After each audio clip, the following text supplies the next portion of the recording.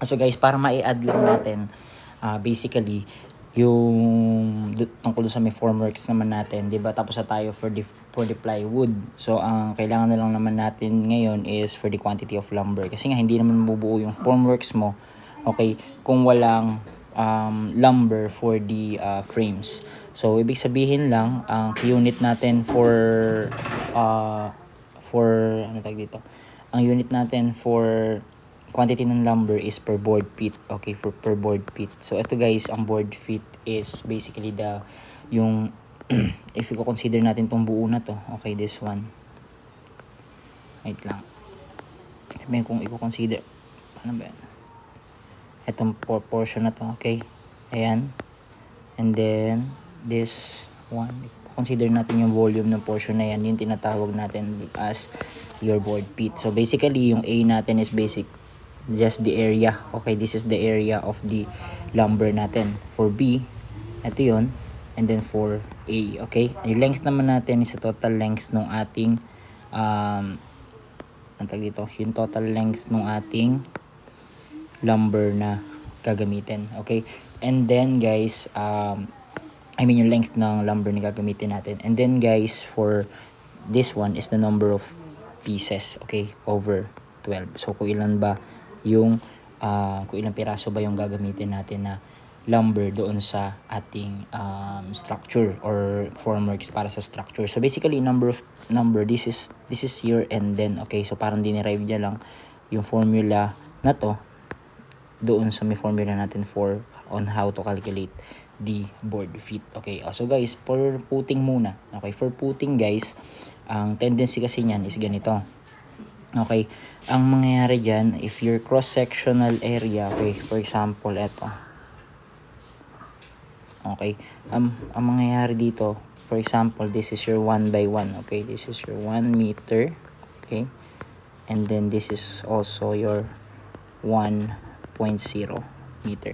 Ang mangyayari dyan guys is simply ganito lang. Parang i-enclose mo, okay? Di ba nga ang kapal na itong isa na to is 50 or 5 cm. Okay, 5 centimeter or 50 mm, di ba? So kung ganun pala, within this side, pag ganyan yung mangyayari mo for frame mo, and then sa kabila, ganun din. Okay? And then, para naman dito sa gitna, ito lang simply. Yan. Okay?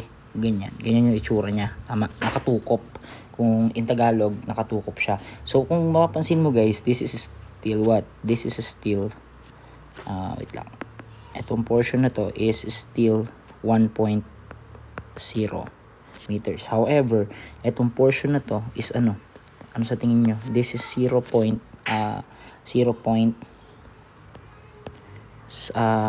di ba? 0.5.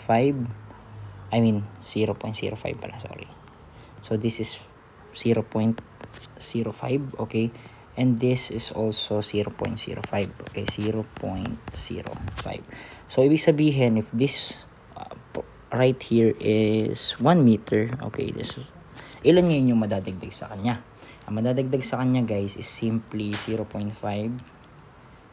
okay, 0.05 pala, sorry, times plus 1. So ibig sabihin, ang magiging total distance na to from dito sa dulo ng lumber na nilagay mo up to dun sa pinakababa is simply 1.1 meters. Okay? So yun lang yun. Ganun lang basically. Kasi babaguhin ko ng kulay para mayroon ng tayo reference.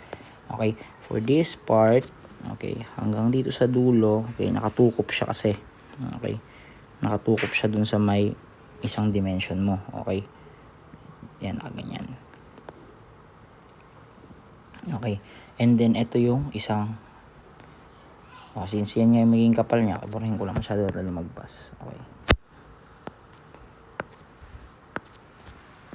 Ayan lang yan. Ibig sabihin dyan nakatukop siya. So, yung isa is still 1 meter siya for this, both sides. Dito din, magiging 1 meter din siya dito. 0 meter. Okay. So, dito is 1.0 meter din siya. Pero both sides naman will be 1.1. Ibig sabihin, 1.1 siya dito. And then, dito din sa kabuuan na to. Okay, hanggang doon is 1.1. meters. Okay, so ibig sabihin, ganun yung pinaka-concept niya. Kasi baka magtaka kayo mamaya bakit nagkaroon ng isang 1.1 is the same pa rin. Okay, so para naman guys, so yun yung para sa top view natin. Ngayon guys, kung mapapansin nyo, at this portion, meron ka pang nakalagay dyan, okay? Ito, yung something nakalagay dyan, okay?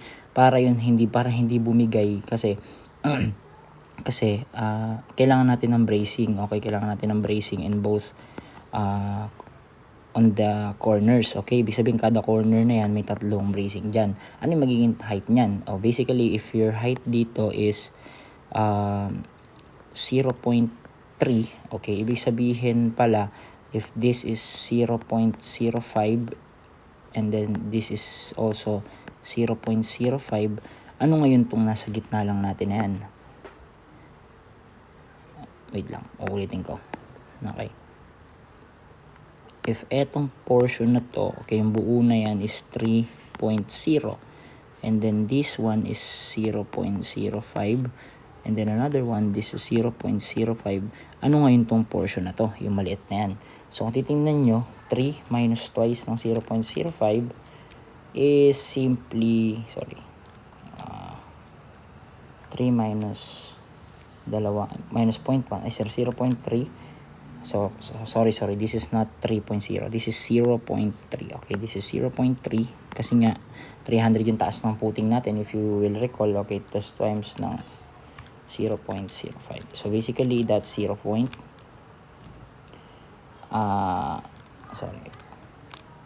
Okay, that's basically 0.2.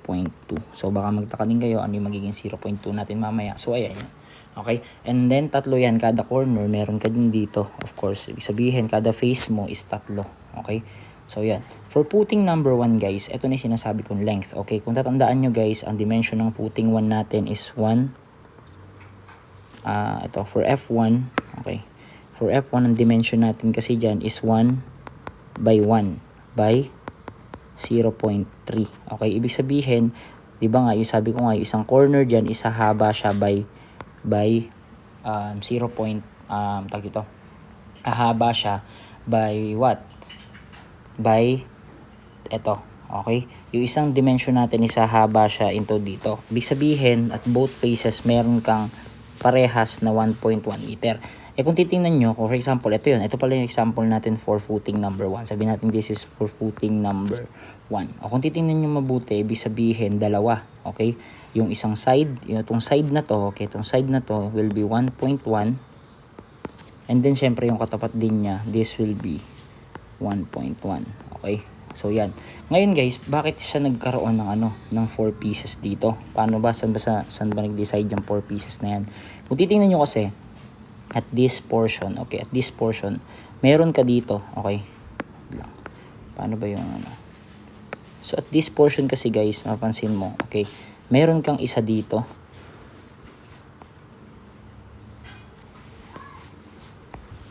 Meron ka isa dyan, di ba? And meron ka rin isa sa baba, okay? And then both faces yan, same kayo ng dimension. Both faces may dalawa ka.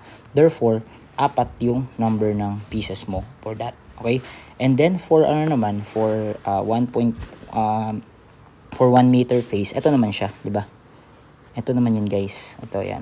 And then ito. Okay, ibig sabihin if this is your this will be 1 point.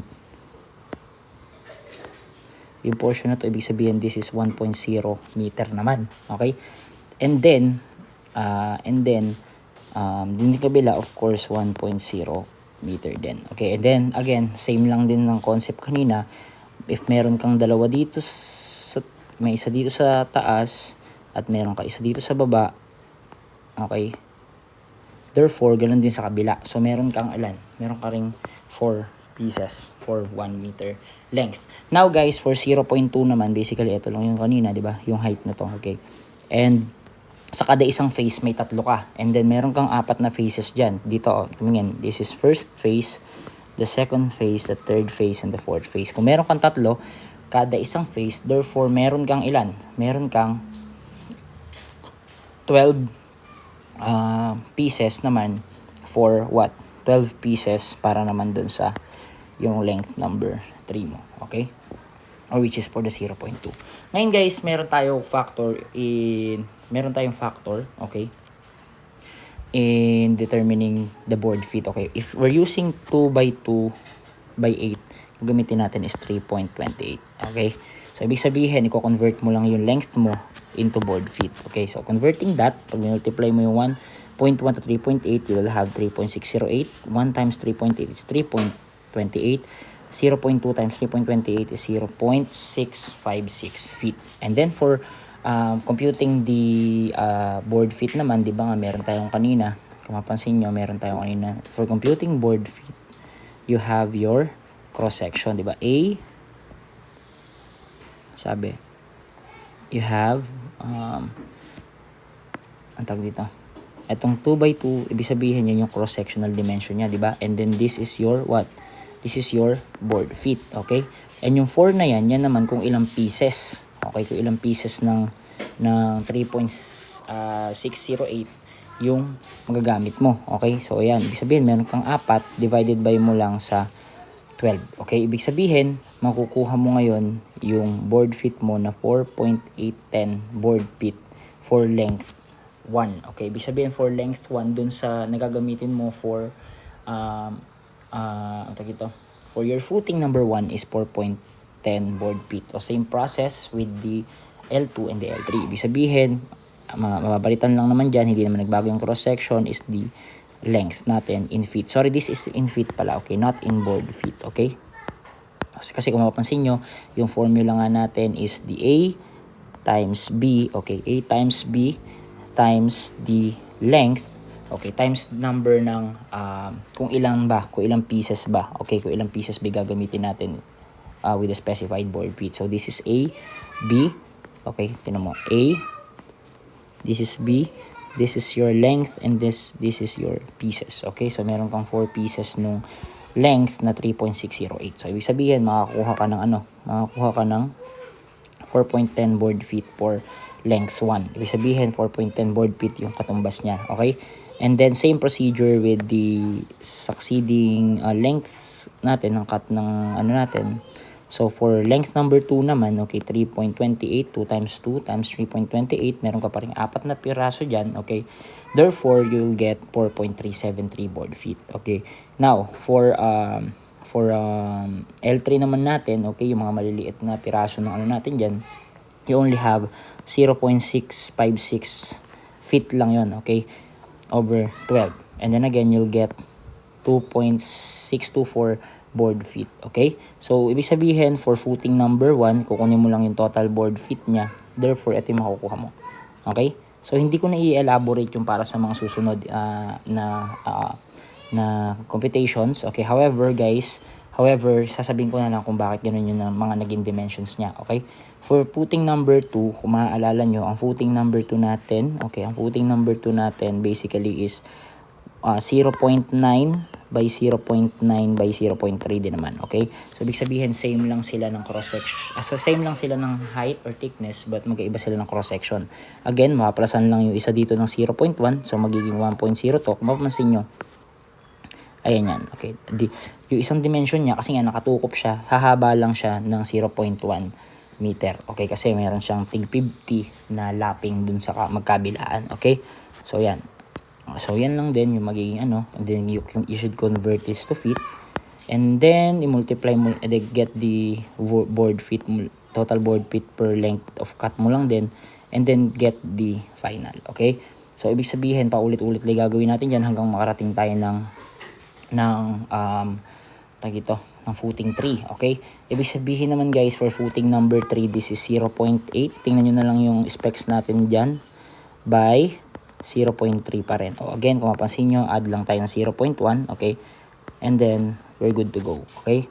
So, convert lang natin into feet. Kasi guys, huwag kayong mag-convert huwag kayong kukuha ng board feet.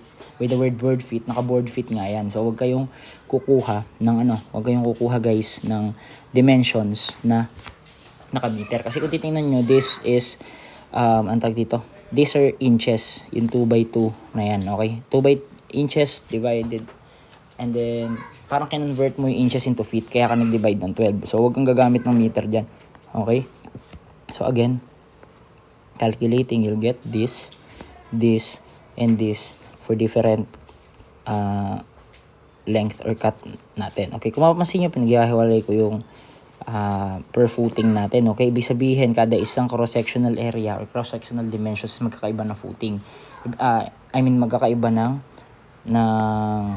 ano tawag dito? Ng board feet ng lumber na gagamitin mo for frames. Therefore, isa-summarize natin yan, okay? For F1 guys, for F1, simply kunin nyo lang itong mga total na to, okay? Kunin nyo lang itong mga total na yan. Okay, ibig sabihin, kada F1 mo, ang gagamitin mo is 10.933 board feet. 11.807 board feet for F1. This one is for F2, which is 10.933 board feet. And ang total mo naman for F3 is 9.519 board feet. So kung ganun pala, bilangin mo lang ulit based sa plan kung ilan ba yung set mo. For footing 1 kasi, meron tayong 6 sets. Footing 2, 5 sets. And footing 3, 2 sets. Kung titingnan mo, minultiply ko lang yung total board feet na dyan. Okay? And you'll get this. Okay? Ayan. Yung 11.887 sa isang footing kasi yon times sa 6 na set ng footing, yun yung gagamitin mo. However guys, kung mapapansin nyo sa total natin dito, okay, bakit tayo nag-multiply ng 0.5? Kasi nga guys, hindi naman tayo mag-aaksaya ng lumber, okay? Assuming that your lumber, ang maximum na reusage niya or yung maximum na pwede mo siyang gamitin is times 2, ibig sabihin twice, ibig sabihin hindi ka nabibili ulit. Kaya kung mapapansin nyo, umonte. Parang ganun lang din sa plywood yun. Kasi umonte ito, dahil ibig sabihin lang nun, hindi naman tayo required na bilhin talaga tong kabuuan na to. Okay? Nabilin talaga yung kabuuan na to. Bakit? Pagkayari mong gamitin, natapon mo ba? Hindi, syempre. Para mas makatipid ka, yung isang lumber na binili mo, kung pwede pang gamitin, gagamitin mo ulit. Assuming na ang maximum usage lang na pwede natin gamitin, okay, is twice lang. Ibig sabihin, yung isang lumber is twice mo lang siya pwedeng ulitin gamitin. Okay? But again, in such cases, depende kasi yun sa workmanship. Kung magaling yung mga nagtatrabaho, ang tendency lang nun is siyempre, mas makatitipid talaga sa materyales. Maingat, especially maingat yung mga nagtatrabaho at hindi talaga maaksaya. So, na-maximize yung resources. Okay? So, yan. And now, for, ito guys, kasi for column and beam, binago ko yung mag-base na tayo sa module. Kasi naka-manual counting yung una nating dito. However guys, meron naman kasi tayong isa pang way in order for us to get kung ilan bang wood frame or lumber lang basically yan for column and beam. Okay? Per plywood form. Ibig sabihin, yung dati kasi, yung una kasi nating, yung dapat na i-discuss ko is by manual counting, yun nga lang sobrang magiging burden na sa atin dahil masyado ng madami yung kailangan bilangin. So, dito na lang tayo mag-base, or this is based on the module naman, okay? So, ibig sabihin, kailangan mo lang i-identify kung ano ba yung frame na gagamitin natin. For example, 2x2 ba yan or 2x3? Okay, yung sinasabi natin na yun guys, the cross-section, okay? A and then B. So, eto guys is A. Ito guys is B naman. O, ibig sabihin, depende yan kung gaano ba, de 2 ba, de 3 ba, o ano ba yung 2x2, 2x2 pala, sorry, 2x2 ba, o 2x3 inches yung gagamitin mong frame or yung lumber. Ngayon naman guys, nakadepende din tayo dito, okay, sa size ng plywood, okay. Yung 6mm is 1/4 inch yun, okay, manipis yun, manipis. Ito guys, yung 12mm naman tinatawag to sa market bilang de media, kalahati, 1/2, okay. So usually ang ginagamit natin kasi dito is yung 12mm or 1/2 inch, okay. Depende lang din yan kasi usually kapag mga malalaking or malalaking cross section ng hindi na kayang dalhin niya ng given na yung mga phenolic woods natin ngayon is commercially hindi na talaga siya ganun ka gaganda din. So I think for safety reasons, okay, much better if we consider natin to. Yun nga lang, mas pricey siya compared dun sa of course sa 1/4 na plywood, okay. So guys, kung ganun pala, ibig sabihin kailangan lang natin balikan kasi dito guys is yung per plywood form na nagawa, okay. Per plywood form, ang ibig sabihin lang na to, ilang pirasong plywood yung nagamit mo for your column and beam. So balikan na natin yung diniscuss natin before, kung nakailang plywood ba tayo. Guys, for column, yung total column niya, okay, yung total natin for column, okay, is 7 pieces. Guys, kung tatandaan nyo to Okay, tatandaan nyo to. So sa pagkakumuha tayo ng lumber, hindi na tayo magmumultiply ng another, ng factor of 50. Kasi guys, na-consider natin siya sa plywood. Ibig sabihin, ito na yung number ng plywood na uulit, na pwede di pa nating ulitin. Ibig sabihin, siya na yung consider mo. Ngayon, pag nag-multiply ka pa dyan ng another 50%, kukunti na masyado yung magiging, quantity mo for lumber. O for plywood, yan yung atin. And then, for our, for our beam naman, saan ba yung beam natin? For our beam naman, that's slab for beam. O yun, for beam naman, ang gagamitin natin is ito guys, 10 pieces. Okay, so dyan na tayo mag-base. Okay, ayan, ibig sabihin 10 pieces naman yung gagamitin natin for beam. Okay, kung titingnan nyo, okay, scroll, kung titingnan nyo, ayan, nilagay ko na dito. So, for column and beam. Okay, for column guys, 7 pieces ng plywood yung gagamitin. For beam naman is 10 pieces ng plywood.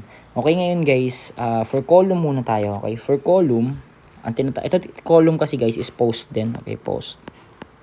O, column. O, sige, for column muna. Okay.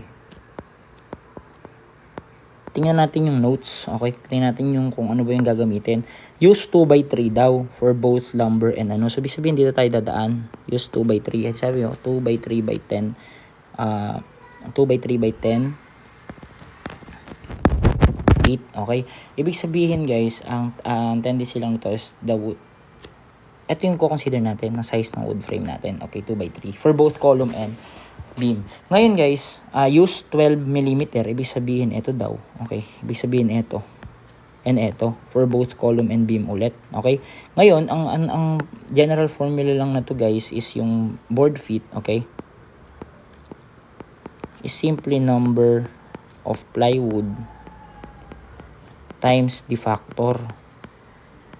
Okay, paano yun? For column, ibig sabihin yung board feet mo dito simple kung ilan yung number ng plywood mo sa column. So, ang number ng plywood natin for column is 7 pieces ng plywood. So, tendency niyan, so we have 7 dito pieces plywood times yung factor kung saan siya nagpo-fall under. If we see this one, hindi ba pwede ko masabihin na yan yung magiging factor natin. 2x3 inches yung gagamitin natin na wood frame, and then for column, under column 12mm or 1/2 inch naman yung yung kapal ng plywood natin. So ibig sabihin times 30.50, okay, this is equal to 7 times 30.50, 213, okay, 213.5 board feet. At para naman dun sa beam, for beam, same formula gagamitin natin. Okay, okay, so board feet is equal to number of plywood, okay, used in beam times yung factor. Okay, kung ganun pala, for our beam, board feet is simply kung ilan yung number ng plywood natin for beam. Eto, 10 pieces yung plywood natin for beam. So kung ganun, 10 pieces ng plywood times what? Times, eto naman. O, wag na kayong tumingin doon sa dito naman kayo tumingin sa beam. Times 28. So, ibig sabihin, 10 times 28 equal to ilang board feet ngayon yan. 10 times 28 is simply 280 board feet. So, simply, if you're going to ito na yung magiging sagot mo. For column, ayan, 213.5. At para naman sa beam natin is simply 280 board feet. So, yun lang guys for our forms.